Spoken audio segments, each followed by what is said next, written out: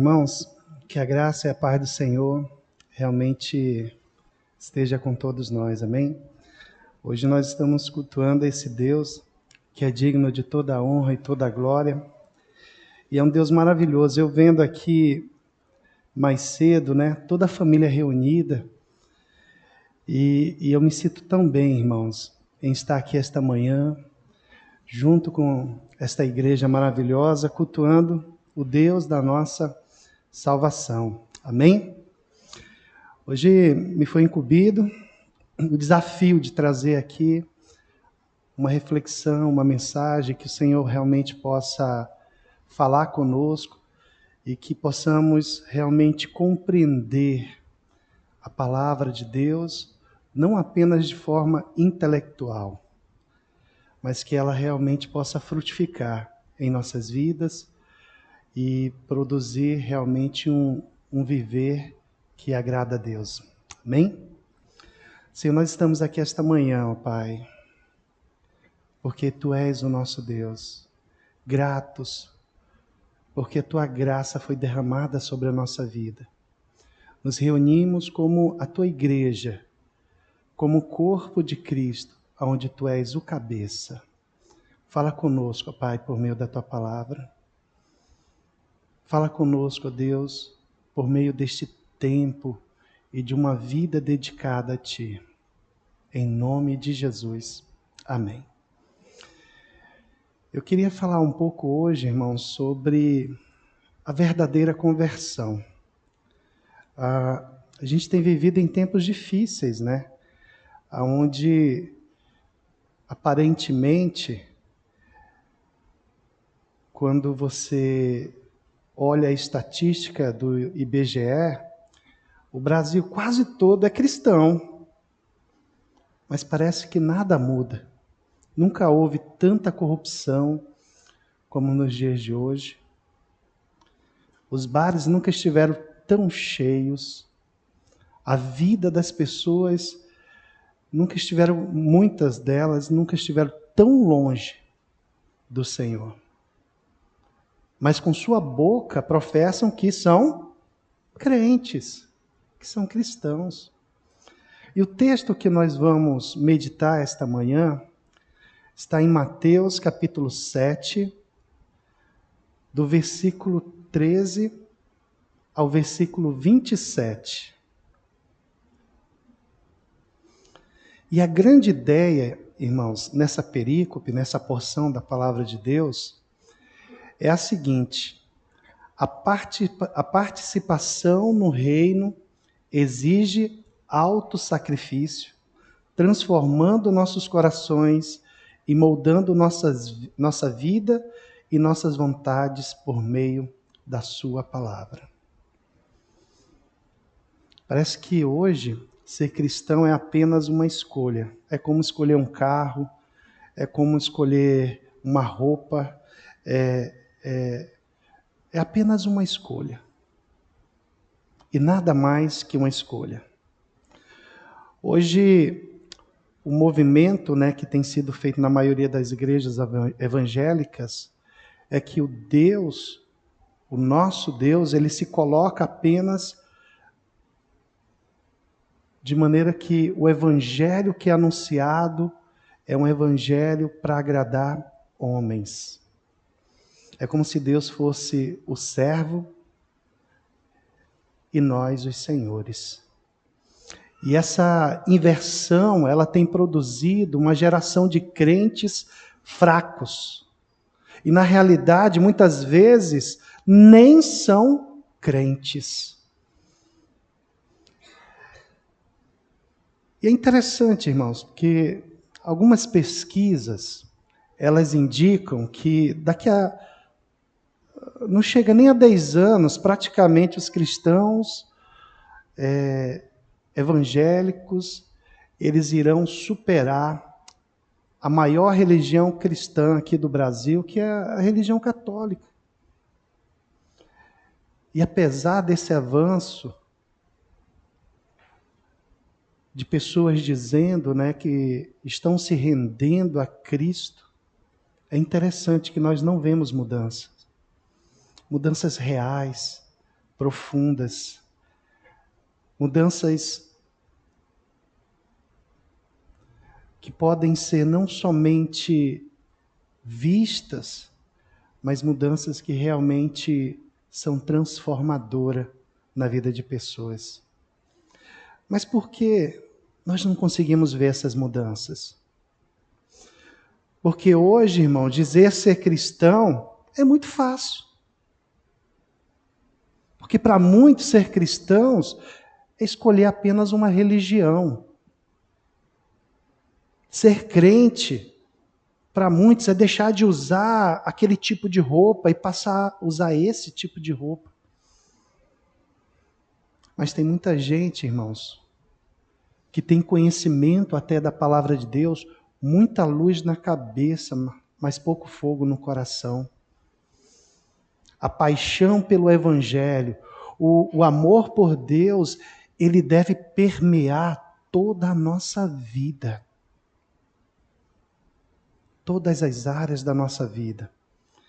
Então, para isso, nós precisamos viver o padrão bíblico, né? E o que é ser um verdadeiro cristão? O que é, então, ter uma verdadeira conversão? O que significa ser um cristão de verdade? Um cristão autêntico? É interessante porque hoje é fácil você encontrar coisas falsificadas, né? Parece. Olhando de longe é muito parecido. Mas não é. Então vamos abrir as nossas Bíblias, lá em Mateus, no capítulo 7. Irmãos, nós estamos aqui posicionados no livro de Mateus, naquilo que é conhecido como o Sermão do Monte. O Sermão do Monte, ele começa lá no capítulo 5.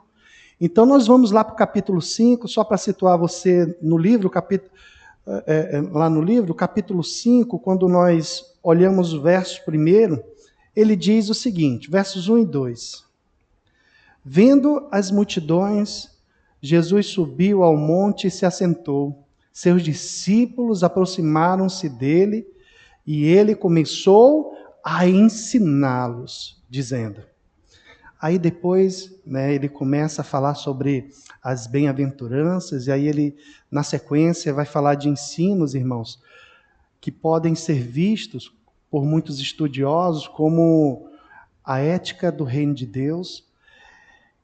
Cristo aqui, ele confronta aquele padrão judaico, né, aquele padrão judaico da lei, a maneira como os judeus eles interpretavam a lei.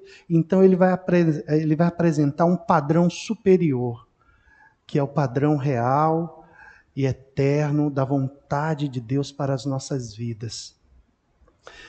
O que acontece no Sermão do Monte, irmãos, não está ligado, não é necessariamente Jesus está trazendo novas leis para que a gente siga. Não é isso. Mas é que Jesus está mostrando o que é realmente a obra da conversão. E o que essa conversão ela produz em nossas vidas, em nós. E ele vai apresentar então uma mudança de coração. Ele vai apresentar aqui que vai haver mudança de vida, mudança de vontade, algo mais profundo, algo muito mais do que o que está na superfície. Isso significa, e na realidade isso não significa que que seja apenas um guia de regras, algo que você fica dando checklist, deixa eu ver se eu estou seguindo isso, deixa eu ver se eu estou fazendo isso, como se fosse algo tão simples assim, né? Não. Mas é a evidência da vontade de Deus que ecoa com o nosso coração e produz em nós uma nova atitude, um novo viver, um novo caminhar, e produz em nós um amor tão grande pelo Senhor que nos leva então a querer segui-lo e querer adorá-lo de maneira natural. Um cristão, irmãos, lendo o Sermão do Monte, ele não sai do Sermão do Monte sem ficar impactado, sem ficar desejoso de ser transformado. Ele não lê o Sermão do Monte, irmãos, sem passar a colocar a sua esperança, a sua fé no Senhor. É impossível um verdadeiro cristão ler o Sermão do Monte e sair da mesma maneira. E quando nós olhamos para o capítulo 7, nós vamos começar de trás para frente aqui, lá no versos 28, que é quando termina o Sermão do Monte. O versos 28 diz assim: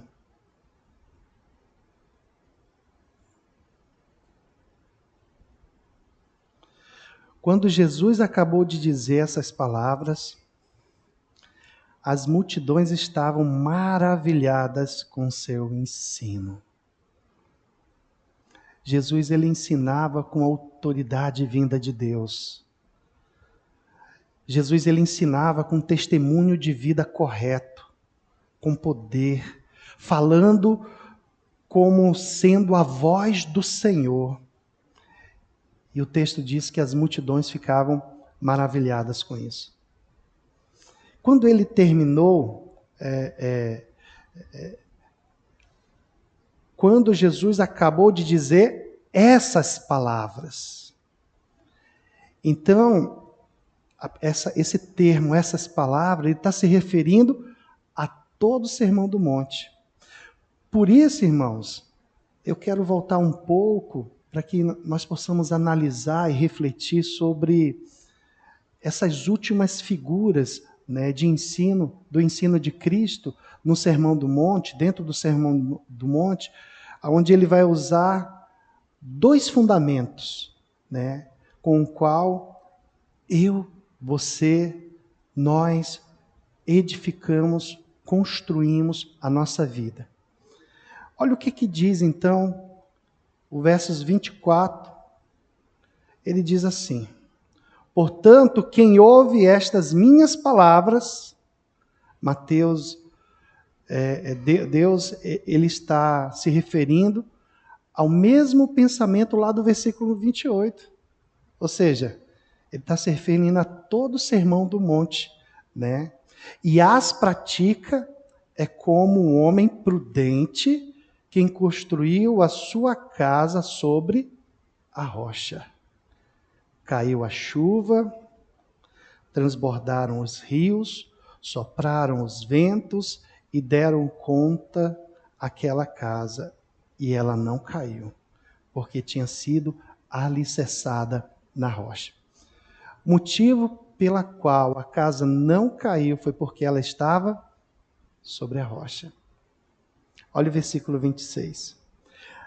Mas quem ouve essas minhas palavras, assim como a anterior ouviu, e não as pratica, diferente daquele que praticou, é como um insensato que construiu a sua casa sobre a areia.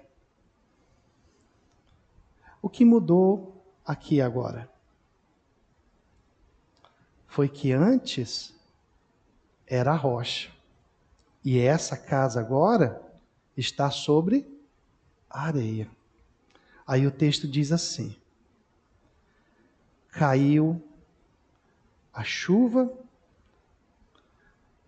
transbordaram os rios, sopraram os ventos e deram contra aquela casa, e ela caiu.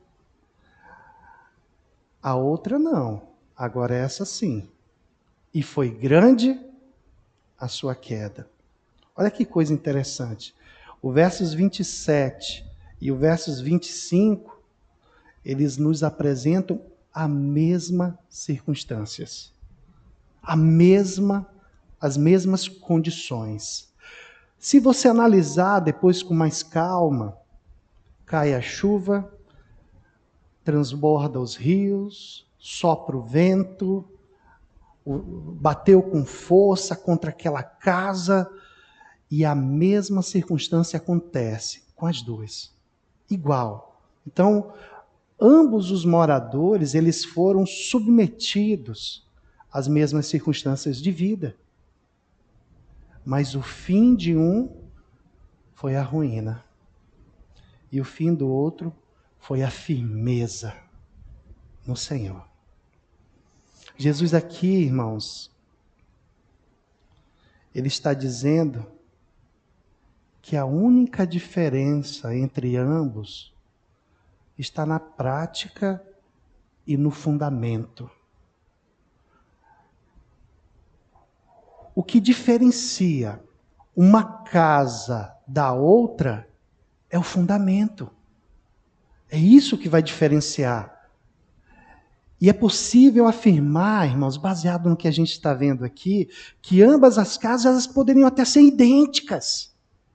Mesmo material, mesma areia, mesmo cimento, mesmo ferro utilizado para construir ambas.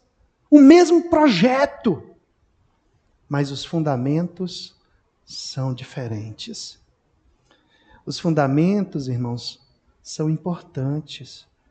Para você construir uma casa, para você construir um prédio, você precisa de uma boa base, de um bom fundamento. E é interessante, irmãos, porque até a profundidade que está esse fundamento, essa base, né?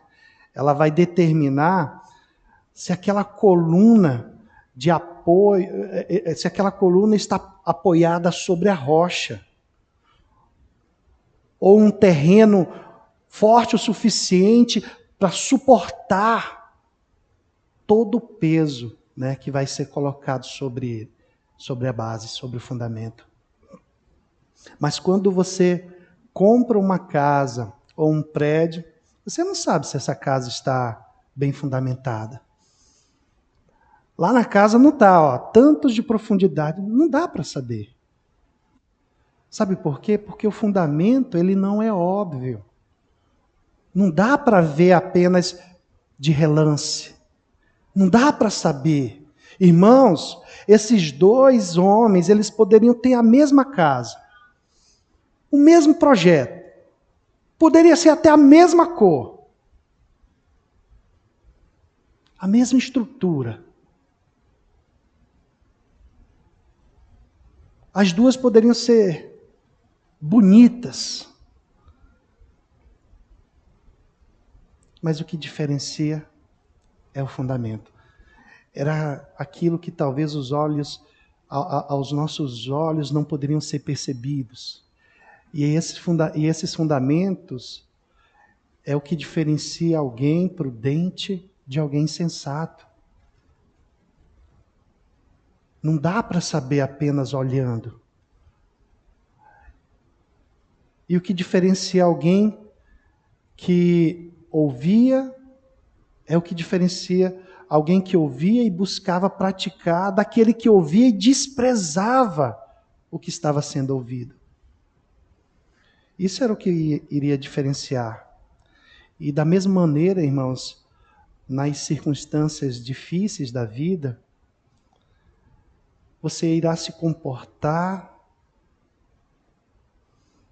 como o que o texto está dizendo aqui.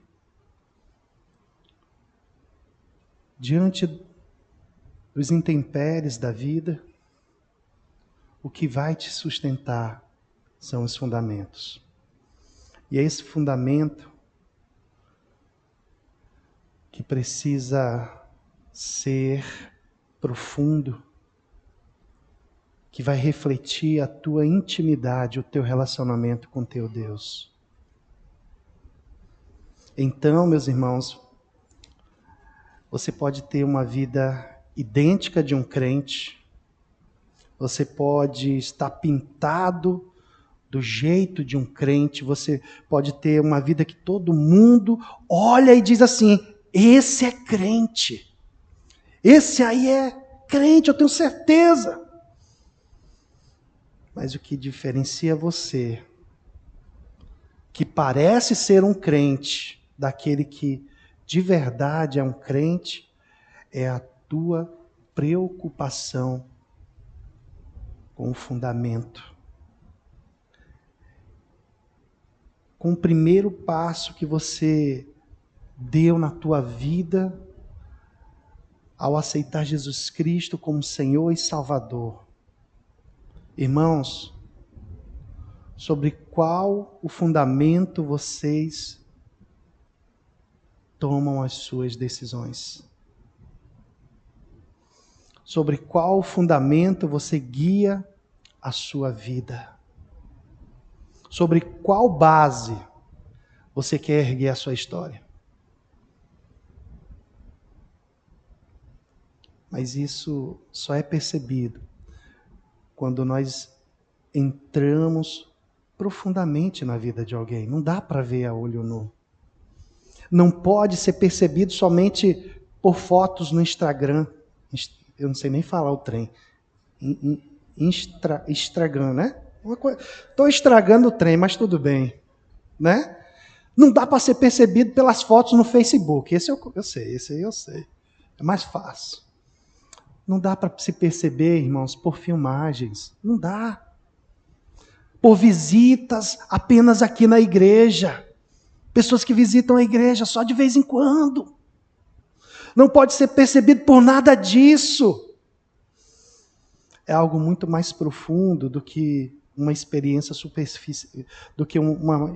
superficial pode apresentar. É por isso, meus irmãos, Jesus, antes que ele fale a respeito do fundamento, ele agora vai nos mostrar a diferença, ou ele vai nos mostrar como diferenciar pessoas que são motivadas por construir sua vida no fundamento correto. Uma pessoa que não está nem aí para as bases, uma pessoa que não se preocupa com os fundamentos, provavelmente, em meio às intempéries, ela vai cair. Isso está exatamente apresentado a partir do versículo 13. O versos 13, irmãos, nós vemos Jesus falando sobre dois caminhos. Jesus agora ele vai colocar em comparação duas maneiras, duas formas de viver a vida. E então Jesus diz o seguinte no versículo 13: entrem pela porta estreita, pois larga é a porta e amplo o caminho que leva à perdição. E são muitos os que entram por ela. Aqui Jesus está dando uma advertência. E por que então Jesus está dando essa advertência? Aí o texto continua dizendo o seguinte, versículo 14. Como é estreita a porta e apertado o caminho que leva à vida. São poucos os que a encontram. Irmãos, um dos fatos bíblicos mais evidenciados nas Escrituras é o fato da nossa condição espiritual caída. A Bíblia diz: não há um justo, nenhum sequer, não há quem faça o bem, não há quem busque a Deus, nenhum só. Todos se extraviaram, todos se perderam, todos se fizeram em lutas. Davi diz: em iniquidade eu fui concebido. Todos nós já nascemos com essa inclinação do pecado. E o que o texto está dizendo é que Jesus está fazendo um alerta a todos aqueles que estão no caminho largo. Todos aqueles que estão no caminho largo, conduzidos à perdição, e a porta larga, ela vai conduzir essa pessoa a uma vida perdida. O que Jesus está dizendo é um alerta a toda a humanidade. O homem em sua condição natural, ele é um homem perdido. Deixado à sua própria condição natural, ele caminha para a sua perdição. E Jesus está dizendo que não existe um caminho neutro. Não dá para ficar em cima do muro. E nós nascemos nesse caminho largo, até que você ouça do Senhor este alerta: entrem pela porta estreita. Entrem pela porta estreita. Todos estão caminhando pela larga. O mundo, irmãos, está caminhando pela porta larga. São muitos os que a encontram. A porta continua larga. O caminho é espaçoso. E ele é espaçoso, sabe por quê, amados irmãos? Ele é espaçoso porque ele é confortável. Ele é espaçoso porque ele cabe todo mundo, viu? Cabe todo mundo nesse caminho. Ele é espaçoso porque ele é fácil. Ele é espaçoso porque ele não exige nada de mim. Ele é espaçoso, irmãos, porque eu defino a maneira como eu vou andar nele. Mas olha o que ele vai nos ensinar. O Senhor Jesus vai nos ensinar no versículo 14. Como é estreita a porta e apertado o caminho que leva à vida. São poucos os que a encontram.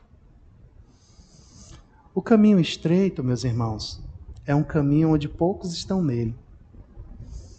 O caminho estreito, meus irmãos, ele não é o caminho natural do homem. Se o homem for deixado na condição em que ele está naturalmente, o caminho estreito jamais será a escolha dele. Jamais será a escolha do coração humano. A porta apertada, ela não passou por reforma. Ela continua apertada. E é esse caminho que Cristo diz: apertado o caminho que leva à vida.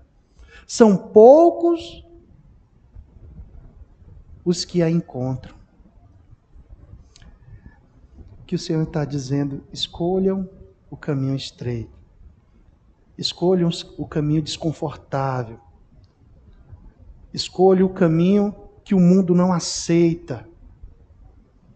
Escolha o caminho que te tira do conforto, da tua zona de conforto. Meus irmãos, a verdadeira conversão, ela não busca o conforto. A verdadeira conversão, ela busca um viver do jeito, ela não busca o viver do jeito que você vive, ou vivia. O evangelho continua sendo apertado. A vida cristã continua sendo aquele caminho desconfortável. Um caminho que você muitas vezes perde a família. Um caminho que você muitas vezes você perde os seus amigos. Um caminho que você muitas vezes você perde a fama. Você perde dinheiro. Você perde tudo que tudo aquilo que a sociedade vai te taxar até de louco. Vão te chamar de intolerante. É um caminho onde você é perseguido. É um caminho onde você é perseguido. Meus irmãos, se você quer viver uma religião confortável, o cristianismo não é a escolha melhor para a sua vida. Existe aquela máxima, né, que todos dizem: todos os caminhos levam a esguardo. A Deus, né? Esse é o caminho largo. Outros dizem, né? Todas as religiões, todas as religiões falam de amor. Então está valendo. Está valendo. O importante é o amor. Esse é o caminho largo. Ele não exige nada no sentido de entrega, de relacionamento com Deus. O caminho estreito, ele é radical. Ele é radical. O caminho estreito, ele exige que você negue a si mesmo. Jesus disse isso: aquele que quiser vir após mim, negue-se a si mesmo. Tome a sua cruz, me siga.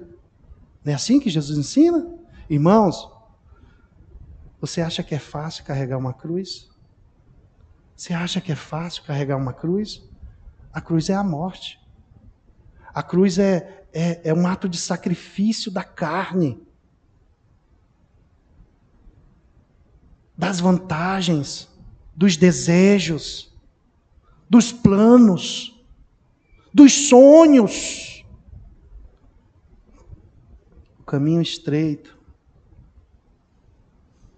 ele exige de você que você abra mão de tudo. Tudo aquilo que você pensa que é. Isso é difícil, irmãos. Isso é um desafio. Aquele que cresce,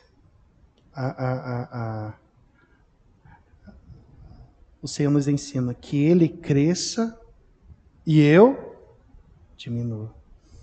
Paulo diz assim: não mais eu vivo, mas Cristo vive em mim.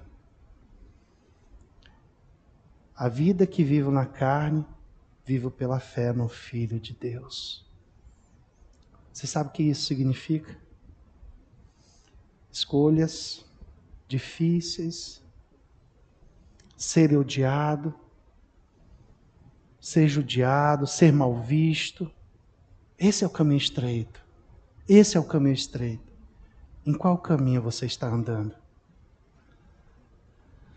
Meus irmãos, o primeiro sinal de uma fé autêntica é que a pessoa que crê verdadeiramente, ela não faz uma escolha fácil por Cristo.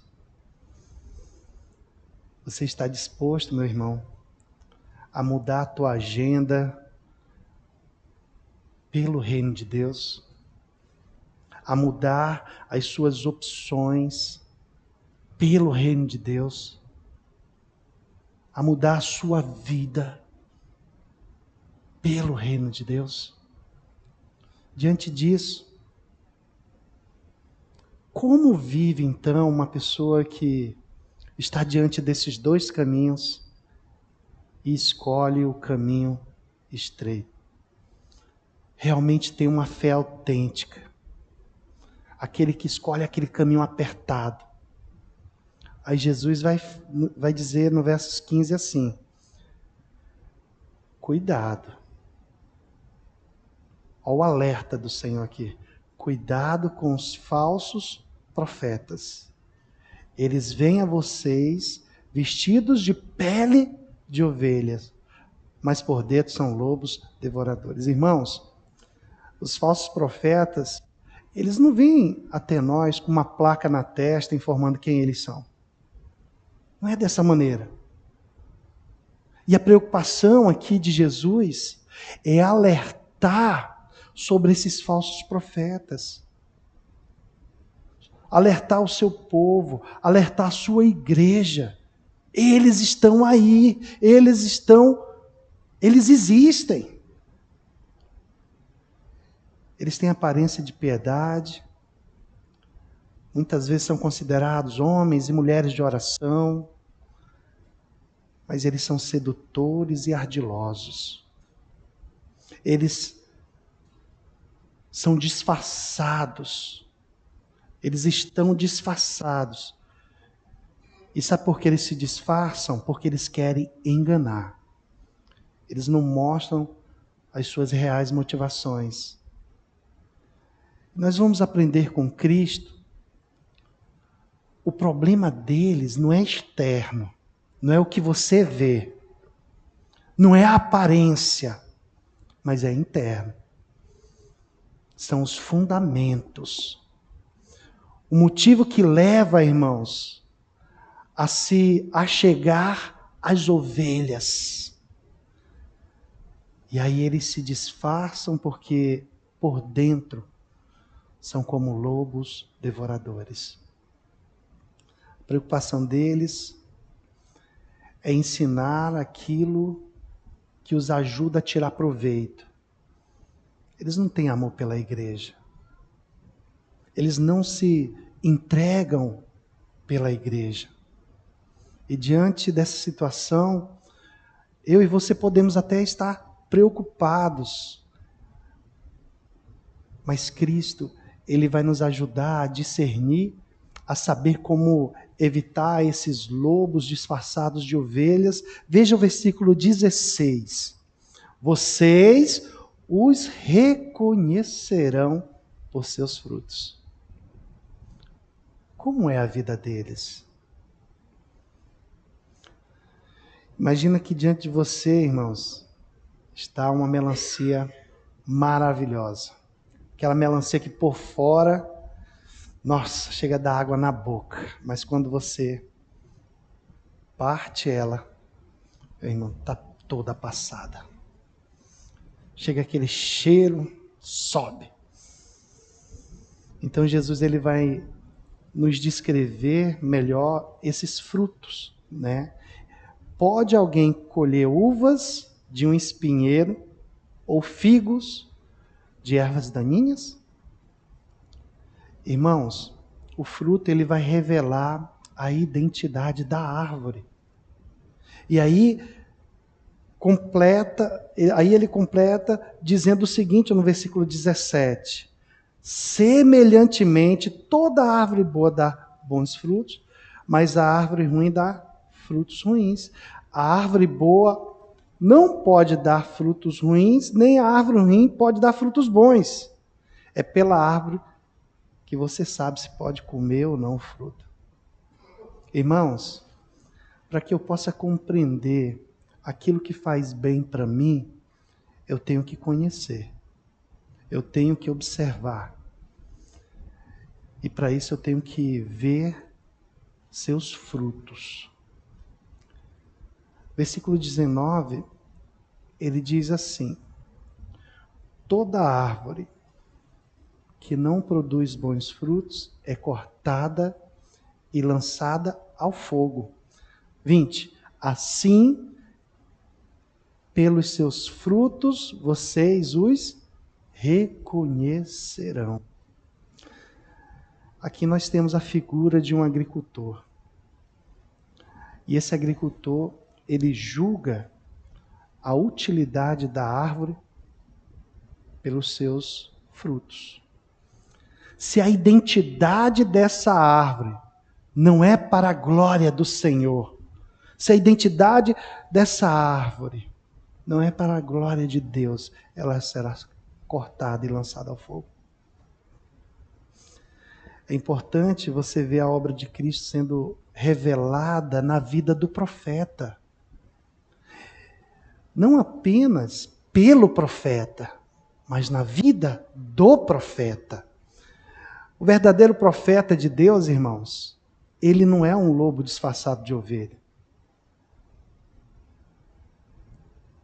Mas ele é uma ovelha que depende do seu pastor, que é Cristo Jesus, nosso Senhor.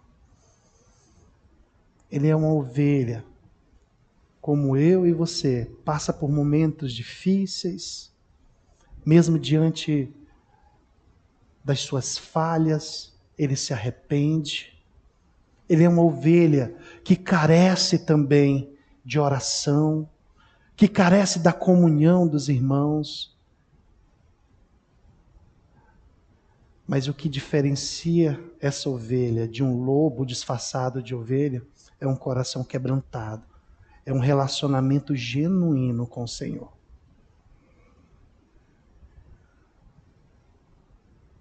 É alguém que quando cai, se arrepende. Olha para cima e diz: Senhor, tem misericórdia de mim, me ajuda.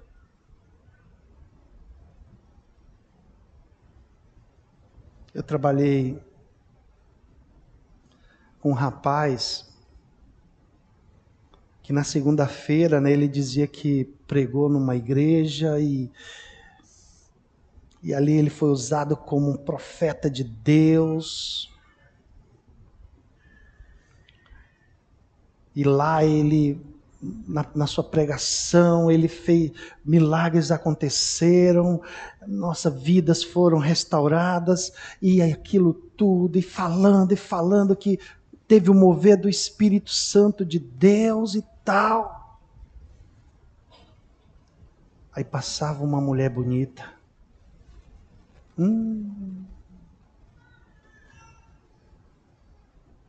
Depois de falar palavras tão bonitas, né, irmão? Aí quando ele via uma mulher bonita,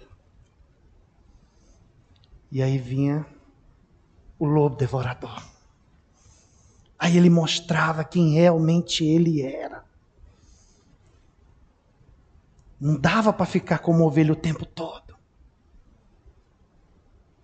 As motivações dele era aflorada naquele momento.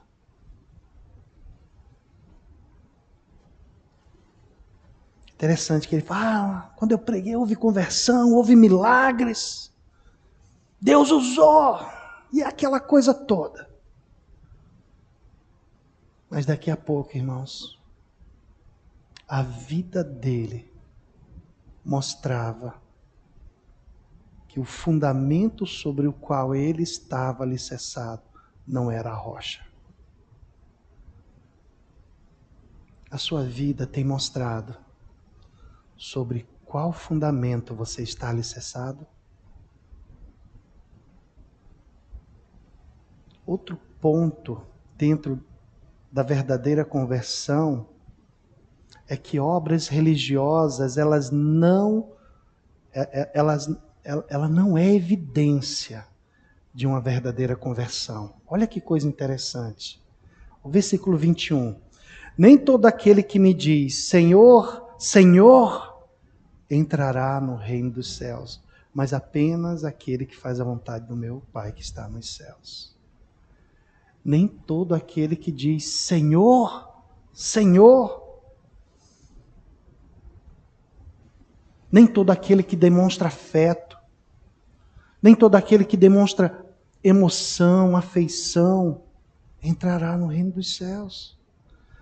Mas aquele que faz a vontade de meu Pai que está nos céus. O que conta, irmãos, não é o afeto. O que conta não é a emoção, não são as suas emoções. É esse fazer a vontade de meu Pai. Não é algo, irmãos, como um peso. Não é isso que o Senhor está dizendo aqui. Esse fazer a vontade de meu Pai não é como um peso, mas é como aquele filho que obedece o seu pai por amor. Não é como aquele filho que obedece com medo de apanhar. Porque aquele que obedece com medo de apanhar, ele busca apenas os seus próprios interesses. Ele só faz aquilo porque senão ele sabe que vai apanhar. Não é desse tipo de amor que nós estamos falando. Não é desse tipo de obediência que nós estamos falando. Mas é fruto, irmão, de um bom fundamento que produz em seu coração amor, lealdade, fidelidade.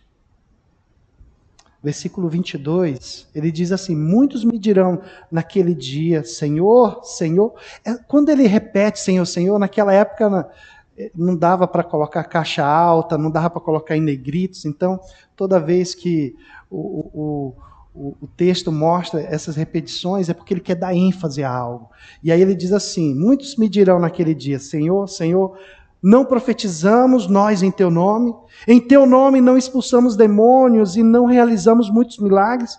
Então eu direi claramente, nunca os conheci. Afastem-se de mim, vocês que praticam o mal. Irmãos, o que esses homens estão dizendo? Senhor, Senhor, não profetizamos nós em teu nome? Olha o que eles estão falando aqui. Eles falam com reverência. Eles falam com afeto. Eles estão falando aqui de coração, eu acredito que é de coração. Eles tinham conhecimento teológico de quem era o Senhor. Eles tinham uma compreensão intelectual de quem era o Senhor. Irmãos, veja a profundidade desse texto. Não profetizamos nós em teu nome. Ou seja, nós não ensinamos verdades em teu nome? Nós não pregamos verdades em teu nome? Em teu nome não expulsamos demônio e não realizamos muitos milagres? Aparentemente eles eram homens que estavam lutando contra as trevas. Eles eram Jedis aqui na mente deles, né? Eles eram Jedis. Estão lutando contra as trevas. Eles estavam lutando contra demônios. E o texto ainda diz que fizeram milagres. Milagres foram realizados. Mas veja a resposta do Senhor. Veja a resposta de Cristo no versos 23. Então eu lhes direi claramente, nunca os conheci. Afastem-se de mim, vocês que praticam o mal. Sabe o que Jesus disse aqui? Vocês até sabem quem eu sou. Vocês até fizeram coisas maravilhosas. Mas eu não conheço vocês.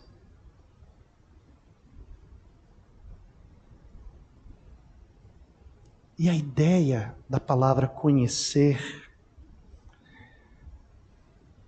não é como eu dizer aqui para você, eu falar aqui para vocês assim, eu conheço o Neymar. Rapaz, é meu parça. Meu xará. Gosto dele. Gosto demais dele. Já cortei o cabelo igual dele, né? Tem muita gente que faz isso, né? Cortei o cabelo. Eu conheço ele. Toda vez que eu ligo meu celular, ele está lá na capa no papel de parede do celular. Não é desse conhecer que o Senhor está falando aqui. Mas o conhecer que Cristo está revelando aqui é alguém que se relaciona com intimidade. É alguém que tem fundamentos profundos. É alguém que o que Jesus está dizendo é: você até sabe quem eu sou, mas eu não sei. Eu não tenho intimidade com você. Isso é profundo, isso é duro, irmãos. Ele está falando de homens que estavam liderando. Eles estavam falando de homens que estavam ensinando, mas não tinham relacionamento com o Senhor. Se isso pode acontecer com homens que são mestres, são líderes, por que não pode acontecer conosco também? E o que Jesus está alertando é para que nós possamos fazer essas escolhas, não por interesses próprios, não buscando os nossos interesses,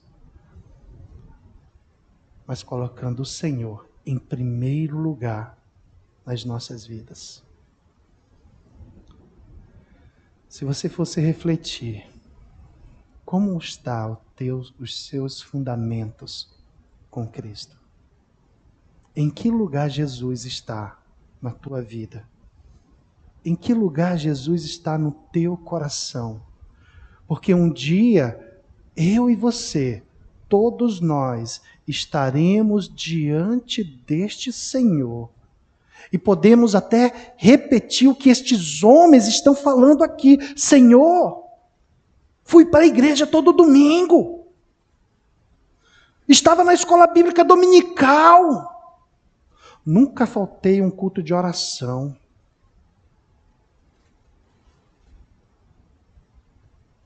qual será a resposta que Jesus dará a você, a mim?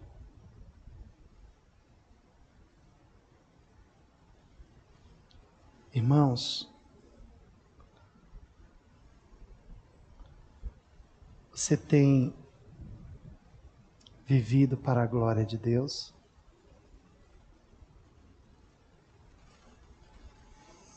A participação do reino exige alto sacrifício, transformando nossos corações, moldando as nossas vidas,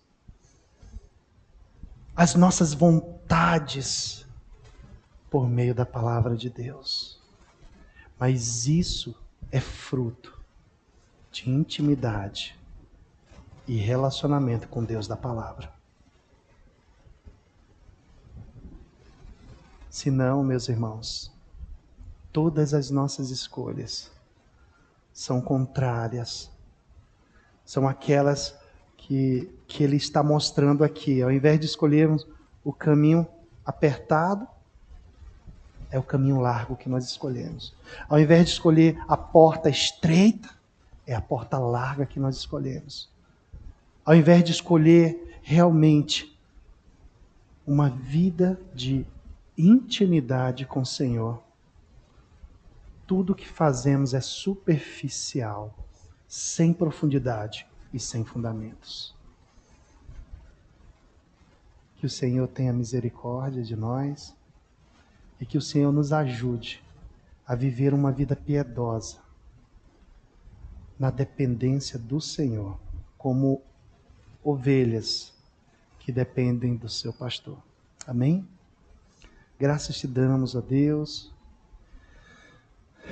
por esta palavra, que ela realmente encontre morada em nossos corações. Que possa nos confrontar, ó Deus, a colocar em prática tudo quanto o Senhor tem nos ensinado. Tira de nós o orgulho, tira de nós, ó Pai, a nossa soberba, e traz aqui, ó Deus, quebrantamento aos nossos corações, para reconhecermos as nossas falhas, para nos arrependermos e nos voltar para a Tua presença. Em nome de Jesus que oramos. Amém.